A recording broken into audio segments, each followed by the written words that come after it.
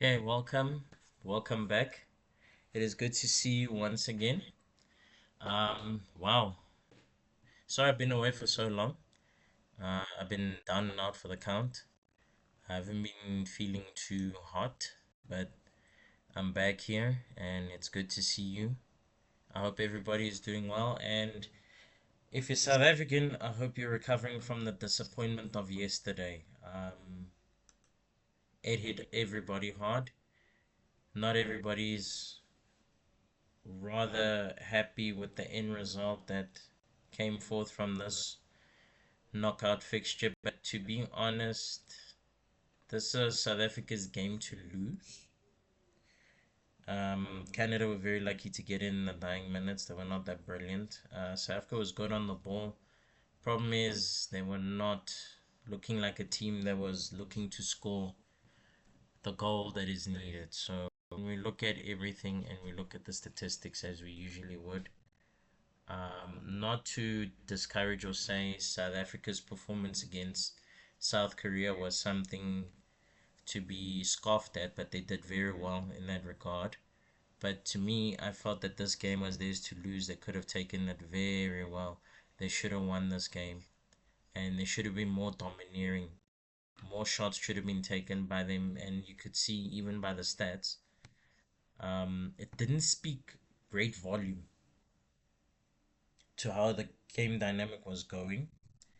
There were times where we had him on the run, we had him on the heels, but I must say, South Africa making it to the knockout rounds, it was probably the occasion that got to them, but that's a poor excuse in itself. But to lose it the way that they lost it is it's very heartbreaking. Most of us had our hands on our heads. We had our hands over our eyes in pure disappointment and shame. And it can't be that we had only one opportunity on target, which is very, very sad. And even looking by the XG, it speaks to what the problem was with South Africa. So there's a lot of things that heading into the future, whoever the next manager is going to be for South Africa has to sort out the striking department, or there has to be a massive restructuring of what is happening for the national team. From what I've seen with South Africa's issues, we're going to need a substitutions coach.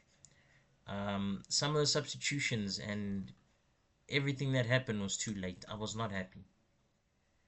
There was nothing that Mourinho was going to do in the 80th minute, and the removal of Mufokeng was unwarranted. I think the removal of Makgopo was something that was more warranted. He should have been removed. And then when you see the bulk of your squad is mostly green in the defensive part, it speaks a lot. And this rating by Mbogazi, where they said it's 6.9, it is utter nonsense because that clearance was brilliant. Koliso Muda with the two spy twos, yes, that was great moments. It was lovely stuff, but it's not stuff that wins games. Here's my issue. We only made three substitutions and look at the times in which they were put in comparison to the Canadians who made all five substitutions before they'd hit the 80th minute mark, and somehow, some way, it worked out in their favor. So there's more that needs to be done moving forward. This is where I'd like to say, as the public, Saleng and Loch, they should have been here. They should have been in this tournament. We didn't get to see them. So when we're looking at matches for today, we're done with South Africa. It's hurtful to actually talk about it, but when we're looking at the World Cup today and the fixtures that are coming, um, roughly right now within the next matter of minutes, um, we're looking at the knockout bracket. So before I give my prediction for the next couple of fixtures, I'm just gonna say this. Okay, South Africa is out. So this is at 3 a.m. Netherlands are gonna go through against Morocco. No disrespect to Morocco, but Morocco can throw down. And bookies are saying it is going to be likely the Netherlands who are looking to win this. It's a possibility. We're looking at a France versus Germany round of 16 fixture. which would be mouth-watering. The Germans are playing at local time, which is 10:30. I believe the Germans are going to beat Paraguay, and then the French are going to beat the Swedish. Um, Ronaldo has to prove himself because he has to get out of that bracket. So Portugal beating Croatia is a must. Spain needs to be very dangerous up front and win. The US is looking to be the next nation to go through in terms of hosting. To go through against Bosnia, that's a possibility. Belgium versus Senegal, I see an extra time happening here. Colombia and Ghana, I see Colombia there. And then we are looking at the Swiss and Algeria. I say it's going to be the Swiss. Australia and Egypt, it's going to be Egypt. Cape Verde versus Argentina. Most people are going to say Argentina, but there's no shame in Cape Verde. They've actually represented themselves and did very, very well. Mexico versus Cote d'Ivoire. Not Cote d'Ivoire, it's rather Democratic Republic of the Congo. Here,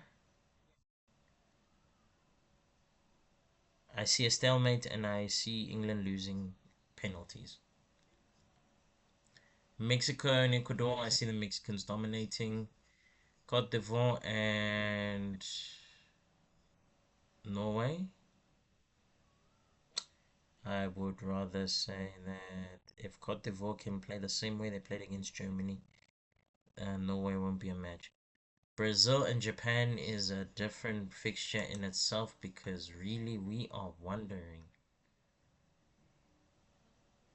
all wondering what is going to happen. So Brazil and Japan, if Brazil gets two or more goals ahead of schedule and have a defensive masterclass against the Japanese, they will win this.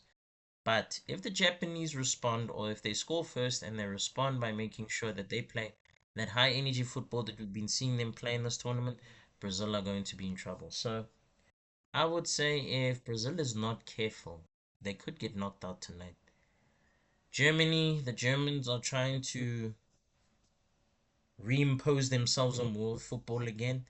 I see them actually causing havoc. Paraguay losing 2-1, 3-1. Are the Germans going to head back to their best of 2014, which was the last time the Germans were high impact and very dangerous? We never know, but we will see what happens. But these are the next mouth-watering fixtures. Netherlands and Morocco. That could also end up going to penalties, but I see the Netherlands winning this. I mean, if you're Moroccan and you're thinking penalties, nah. Maybe yes, because of the previous World Cup, they beat Spain on penalties, but different ball game, different team, different mindset altogether. But this is the thing about the knockout rounds. You think you know what's going on, but you don't know what's going to happen. And that's what we love about this. So seeing what's going to happen is going to be lovely. But let's go to the Brazil squad. They're about to play in 34 minutes. I'm going to watch the game as well. Let's see. So the squad. It is very competitive. It's going to be a war of attrition. Whoever makes a mistake here is going to pay for it. We're looking to see, since Carlo Ancelotti was not given the job by Italy, and Brazil are in their lowest ranking in a number of years, are they actually going to win this game?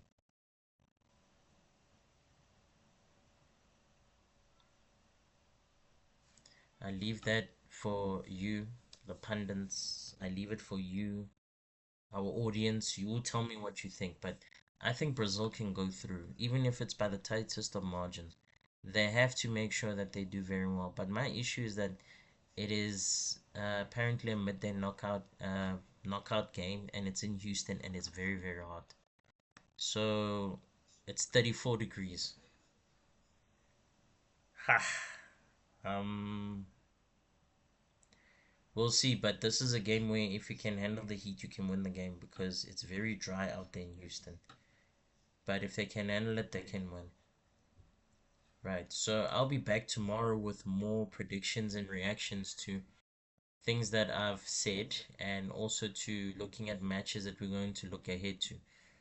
So, to you, the lovely viewer, please talk to me. Tell me what you think.